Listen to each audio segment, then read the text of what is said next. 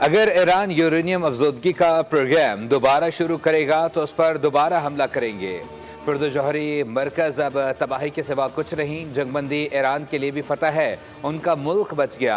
Iran पर हमलों से मुताल्लिक हालिया रिपोर्ट महज इब्तदाई जायजा है। दी हेग में अमरीकी सदर डोनाल्ड ट्रंप की नेटो समिट में गुफ्तगू, कहा इसराइल का जंग से पीछे हटना खुशाइंद है। इसराइल ईरान सीज़ फायर मुआहदे के निकात पर दोनों मुत्तफिक हैं।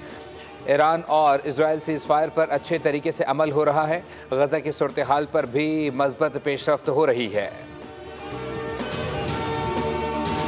ईरान और इसराइल के दरमियान जंगबंदी, दोनों ने एक दूसरे पर नया हमला नहीं किया। ईरानी वज़ारत सेहत के मुताबिक इसराइली हमलों में 610 अफराद शहीद और 4000 जख्मी हुए। 7 अस्पताल, 9 एम्बुलेंसेज, 6 इमरजेंसी रिस्पांस बेस और 4 क्लिनिक तबाह हुए। ईरानी हमलों में दर्जनों इसराइली इमारतें खंडर और हज़ारों अफराद बेघर हुए।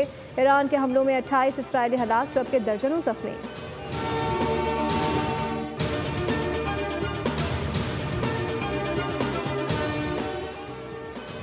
भारतीय दिफाई तज्ज़ियाकार परवीन सोहनी ने कहा है कि भारत की तरह इसराइल की फौजी बर्तरी का भरम भी टूट गया है।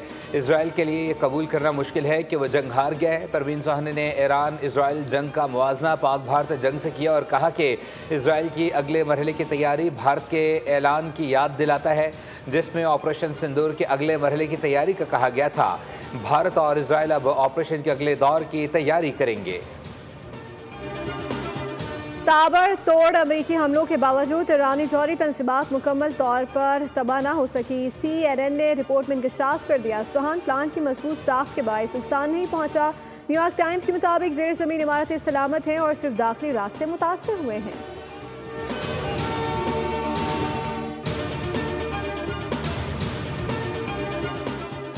ईरानी पार्लियामेंट ने आलमी एटमी तवानाई एजेंसी से ताउन मुअत्तल करने के बिल की मंजूरी दे दी।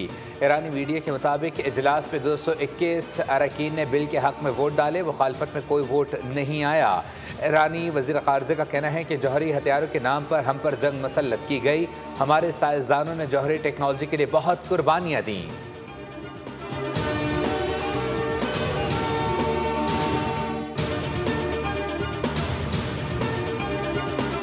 हम ईरान और इसराइल के दरमियान जंगबंदी का खैर मकदम करते हैं। उम्मीद है कि इस जंगबंदी का मुकम्मल एहतराम किया जाएगा। जंगबंदी में जिन्होंने अहम किरदार अदा किया वो खत्ते में मुस्तकिल और पायदार आम मुमकिन बनाएंगे। अक़वाम मुत्तहिदा में पाकिस्तानी मुस्तकिल मंदूब आसिफ इफ्तिखार ने कहा, पाकिस्तान यकीन रखता है कि तमाम तनाज़ात UN चार्टर और आलमी क़वानीन के मुताबिक हल किए जाने चाहिए। बशमूल खुद मुख्तारी का एहतराम करते हैं।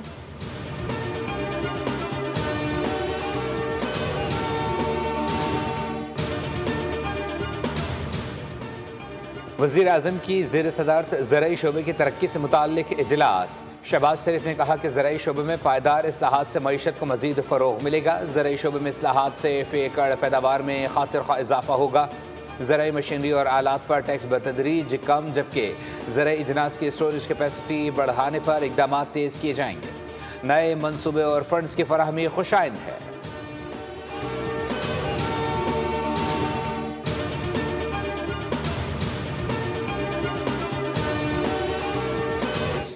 When the Prime Minister used to come to the office and go back from the office in a helicopter, ये तो पूरा साल हम सुनते रहे हैं कि मिनी बजट अब आया, मिनी बजट अब आया। सो वो ढंडोरा सारे साल ये लोग पीटते रहे हैं। इन्फ्लेशन जो नीचे आई है, पॉलिसी रेट नीचे आया है, FX रिजर्व्स बेहतर हुए हैं। वो दिन गए जब वज़ीर आज़म हेलीकॉप्टर पर ऑफिस आता था। हुकूमत ने अपने अखराजात कम किए हैं। पूरा साल मिनी बजट की बातें होती रही, मिनी बजट नहीं आया। वज़ीर ख़जाना मोहम्मद औरंगज़ेब का कौमी असम्बली में ज़ाहिर ख्याल, कहा शरह सूद में कमी जबकि महंगाई नीचे आ रही है। हुकूमत नहीं, आज़ाद सर्वे बता रहे हैं पाकिस्तान की मईशत बेहतर हुई। साबिक फाटा और पाटा पर टैक्स आयद करने का मुतालबा मुताल्लिका स्टेक होल्डर्स कर रहे थे।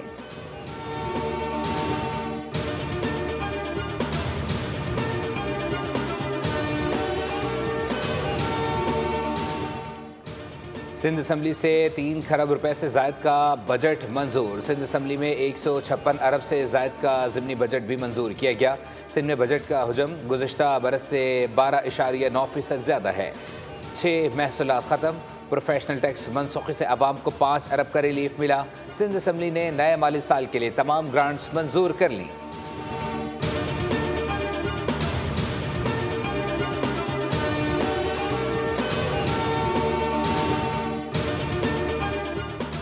वज़ीर आला बलूचिस्तान सरफराज बुख्शी ने कहा है बलूचिस्तान के लिए अवाम दोस्त बजट पेश किया गया। बजट में अवाम के फलाह और बहबूद के लिए मंसूबे रखे गए। बजट की मंजूरी से मुतालिक अपोजिशन अरकान का शुक्रगुजार हूँ। तरक्की के लिए अपोजिशन को साथ लेकर काम करने पर यकीन रखते हैं। बलूचिस्तान के लिए हमारे पास एक रोड मैप है। वज़ीर आज़म ने हमेशा बलूचिस्तान को अहमियत दी।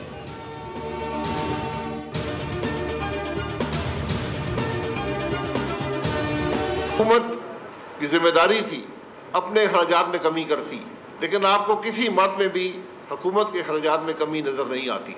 हुकूमत और ख़ास तौर पर बजट में इजाफा किया गया है, इसकी कोई मिसाल नहीं है। तो क्या उनको इस बात का भी एहसास नहीं है कि लोग तो गरीब से गरीब तर होते जा रहे हैं? विफाक गरीब से गरीब तर और सूबे अमीर से अमीर तर होते जा रहे हैं। स्कूलों के ज़रिए वोट हासिल करना पुराना तरीका है। आमदन का बड़ा हिस्सा जब हुकूमत लेगी तो आवाम को रोज़गार कैसे मिलेगा? शाहिद खाकान अब्बासी की न्यूज़ कॉन्फ्रेंस। कहा हुकूमत ने चौथा बजट पेश किया। इस तरह का बजट आवाम को गरीब से गरीब तर करेगा। अरबाब इख्तियार को सोचना चाहिए, मुल्क आगे नहीं बढ़ पाएगा। 8,000 अरब रुपए सूद में जाएंगे। रिफॉर्म्स नहीं की तो हालात बुरे होंगे। लोगों को टैक्स नेट में लेकर आएं।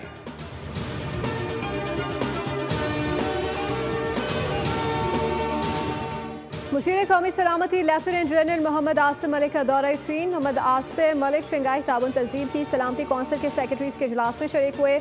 मुशीर कौमी सलामती ने आलमी सूरत हाल और अमन सलामती के लिए पाकिस्तान के मौक़िफ़ का अदा किया। मुशीर कौमी सलामती मोहम्मद आसिम मलिक की चीनी क़यादत से भी मुलाकातें। मुशीर कौमी सलामती ने पाकिस्तान की जानिब से पुरअमन हमसायगी का पैगाम पहुँचाया।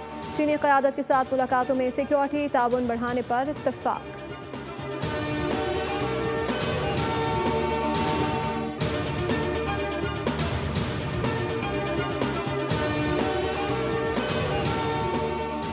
आइंदा माली साल में बिजली मजीद महंगी पड़ेगी। नेपरा ने तखमीना लगाया। दस्तावेज़ के मुताबिक दरामदी कोयले से बिजली 158 रुपये से ज़ायद पड़ेगी। फर्नेस ऑयल से 47, सोलर से 26 और मकामी कोयले से 28 रुपये से ज़्यादा का तखमीना लगाया गया है।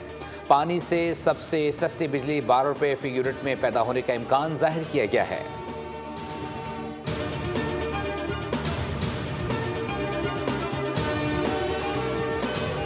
आलमी मंडी में खाम तेल महंगा। ब्रेंट ऑयल की कीमत में 1.5% से ज़्यादा का इजाफा हुआ, जिसके बाद निर्ख 67.19 फ़ी बैरल तक जा पहुँचे। अमरीकी खाम तेल की कीमत में भी इजाफा देखा गया। WTI 65.42 फ़ी बैरल हो गई। आलमी सतह पर कीमतों में इजाफे को तवानाई की तलब और जोग्राफियाई कशीदगियों से जोड़ा जा रहा है।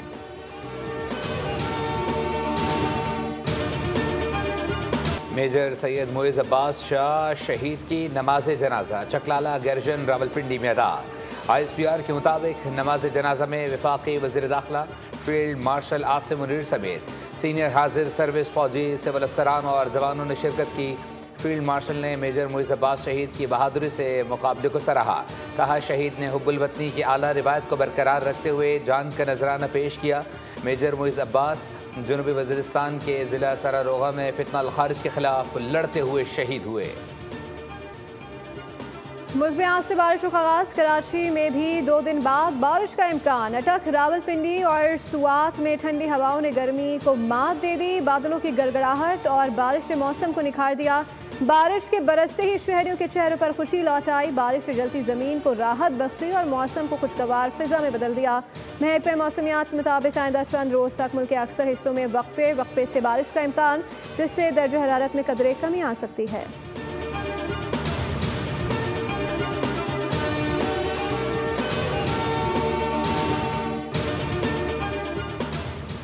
पंजाब और सिंध में रॉकेट नेटवर्क्स बेनकाब। 10 सहूलतकार गिरफ्तार। पंजाब के मुख्तलिफ शहरों में CTD और पुलिस की मुश्तरका कार्रवाई। मस्जिद और रेलवे स्टेशन पर हमलों की मनसूबाबंदी नाकाम बना दी।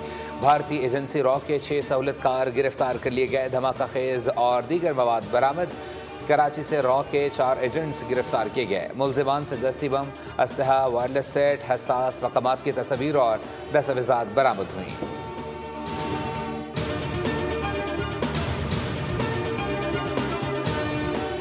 ग़िलाफ़े काबा को तब्दील करने की रूह परवर तकरीब आज होगी। तमाम तैयारियां मुकम्मल कर ली गई। ग़िलाफ़े काबा की तैयारी में 200 माहिर कारीगर शरीक होते हैं, जो 11 माह में 1415 किलो वसी ग़िलाफ़े काबा तैयार करते हैं।